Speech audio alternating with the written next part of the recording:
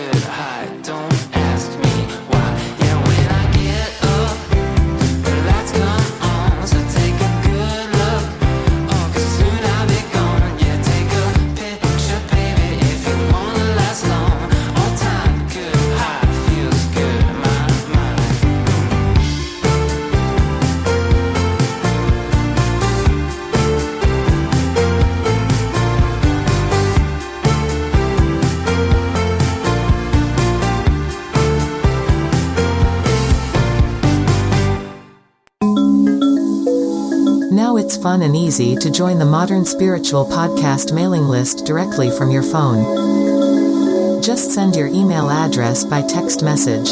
Text the word Modern Spiritual to 22828 to get started. Try it now. Send your email address by text message. Text the word Modern Spiritual to 22828 to get started. Message and data rates may apply. Good day, mates. I'm Heather, filling in for the Master Certified Alchemy Coach Chip on this Power Half Hour. We're continuing our Heavenly Life series. It's part 5 right now on the Modern Spiritual Podcast.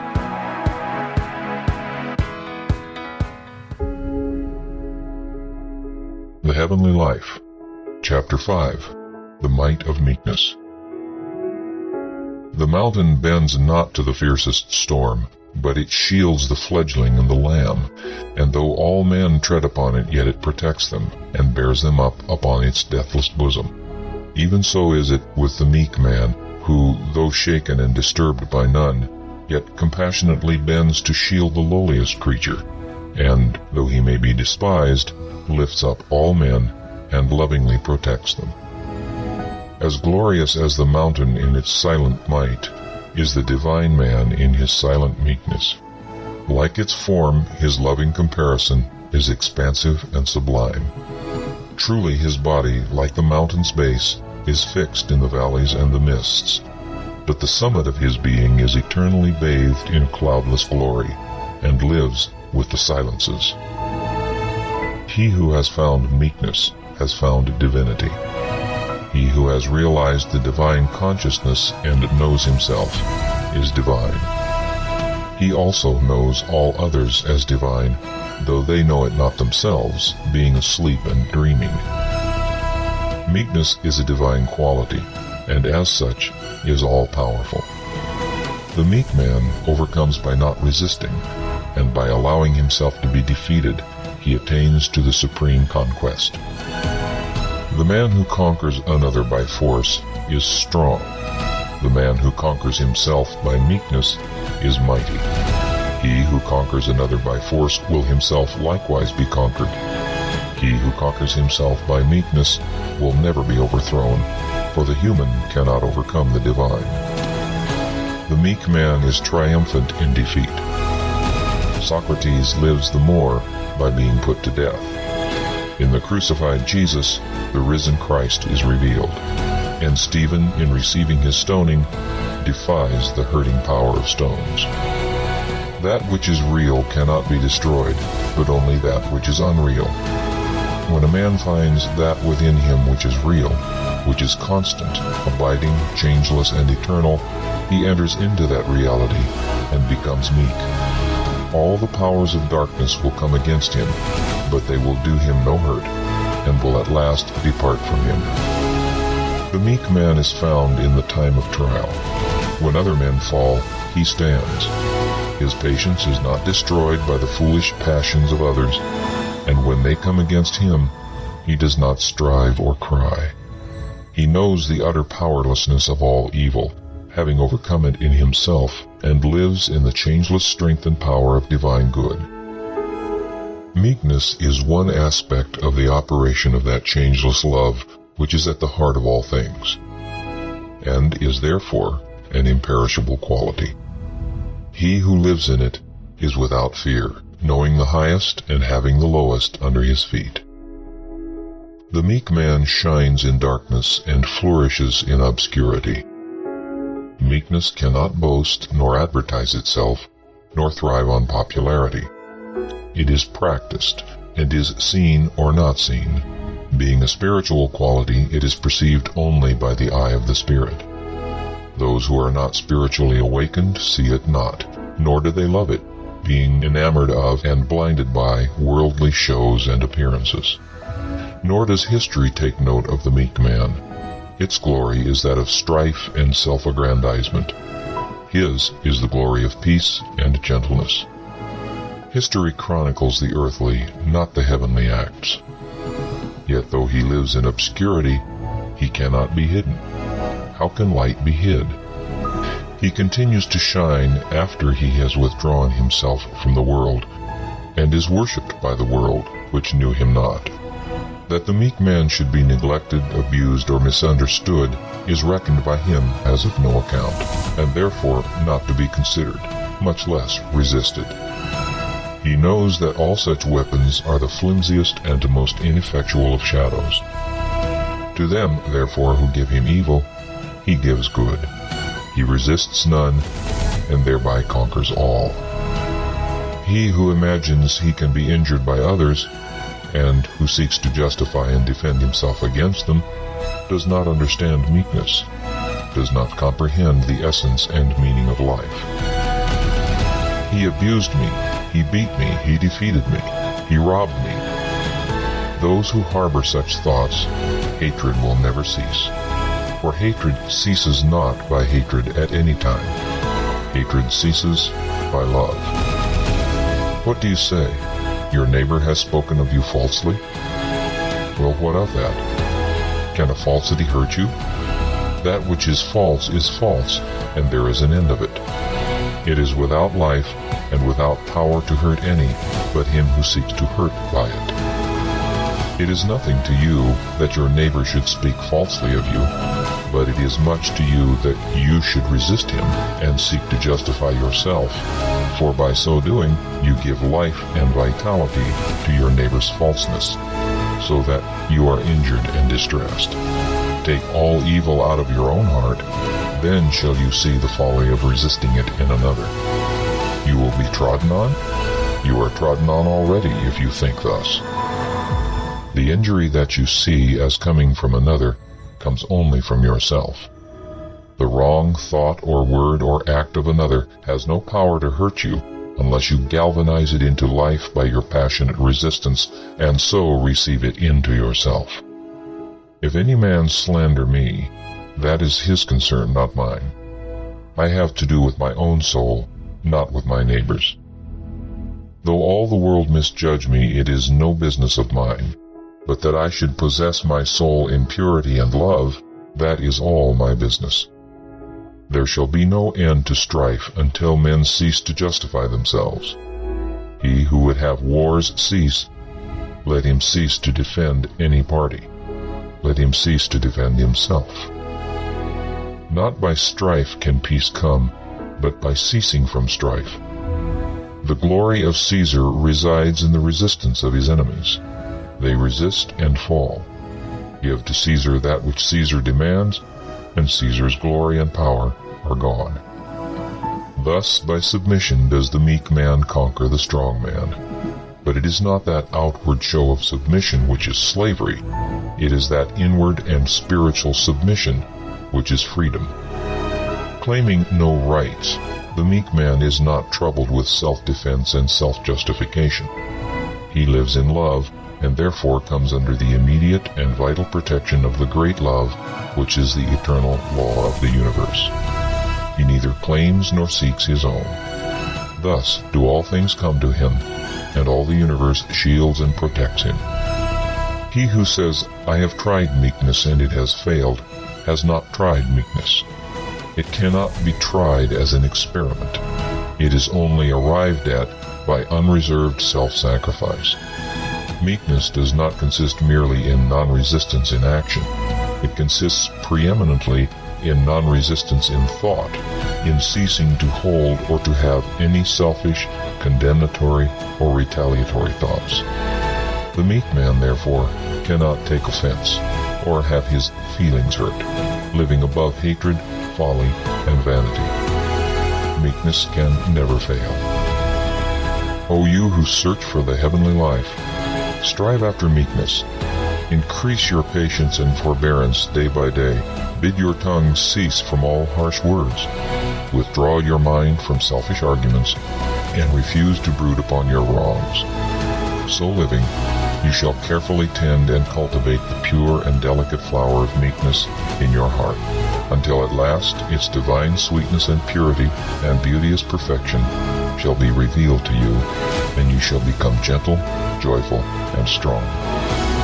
Repine not that you are surrounded by irritable and selfish people, but rather rejoice that you are so favored as to have your own imperfections revealed to you, and that you are so placed as to necessitate within you a constant struggle for self-mastery and the attainment of perfection. The more there is of harshness and selfishness around you, the greater is the need of your meekness and love. If others seek to wrong you, all the more it is needful that you should cease from all wrong and live in love. If others preach meekness, humility, and love, and do not practice these, trouble not, nor be annoyed.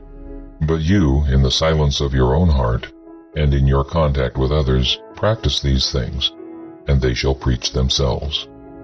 And though you utter no declamatory word and stand before no gathered audience, you shall teach the whole world. As you become meek, you shall learn the deepest secrets of the universe. Nothing is hidden from him who overcomes himself. Into the cause of causes you shall penetrate, and lifting one after another every veil of illusion shall reach at last the inmost heart of being. Thus becoming one with life, you shall know all life, and seeing into causes and knowing realities, you shall be no more anxious about yourself and others and the world, but shall see that all things that are engines of the great law. Canopied with gentleness, you shall bless where others curse, love where others hate, forgive where others condemn, yield where others strive, give up where others grasp, lose where others gain. And in their strength they shall be weak, and in your weakness you shall be strong. Yea, you shall mightily prevail. He that has not unbroken gentleness has not truth. Therefore, when heaven would save a man, it enfolds him with gentleness. That's the end of part 5. Now here's part 6, The Righteous Man of the Heavenly Life, on the Modern Spiritual Podcast.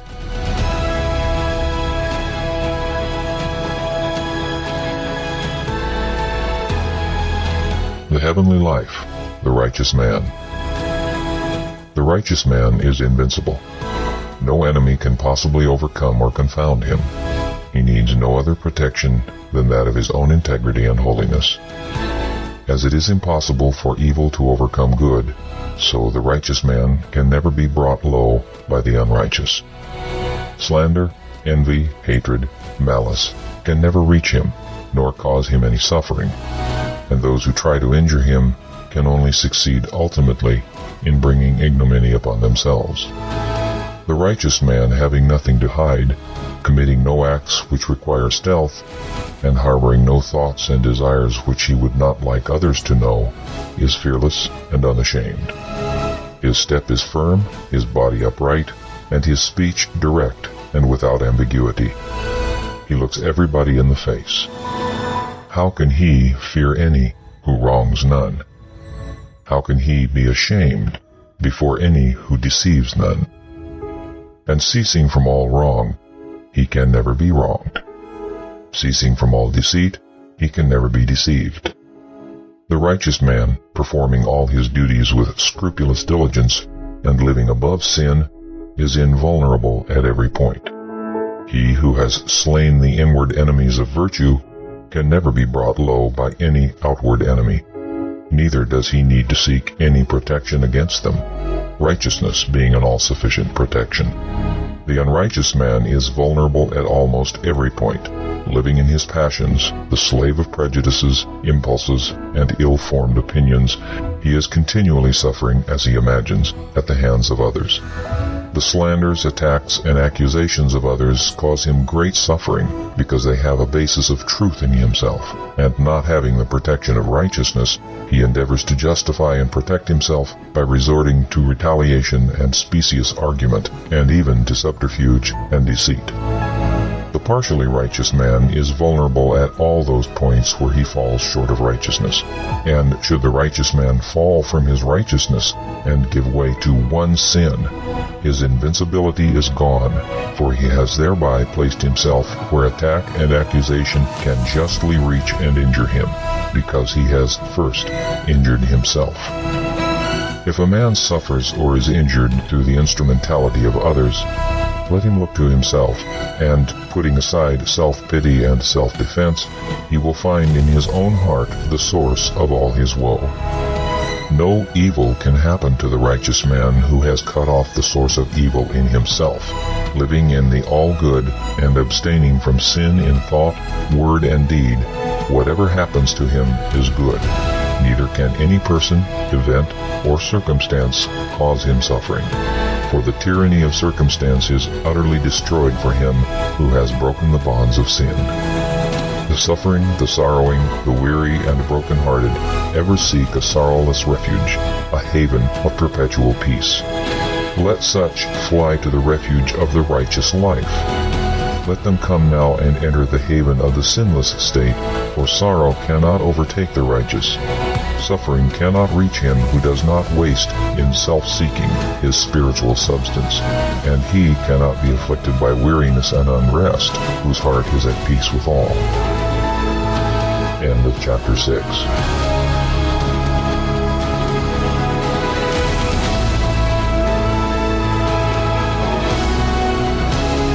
The Heavenly Life written by James Allen has been re-recorded by the Modern Spiritual Podcast Live. We ask for your moment of your thoughts about our programming. Please leave us your comments, likes, and follow us on our social media accounts to stay updated at modernspiritualpodcast.com.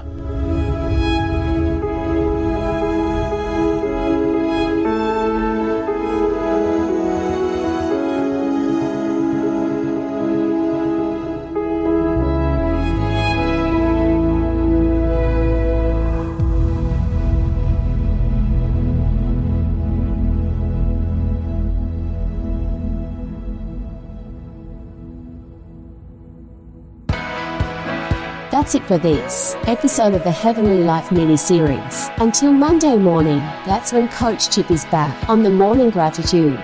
I am Heather, and right now I will leave you with a sound healing meditation. Thank you for listening on the Modern Spiritual Podcast.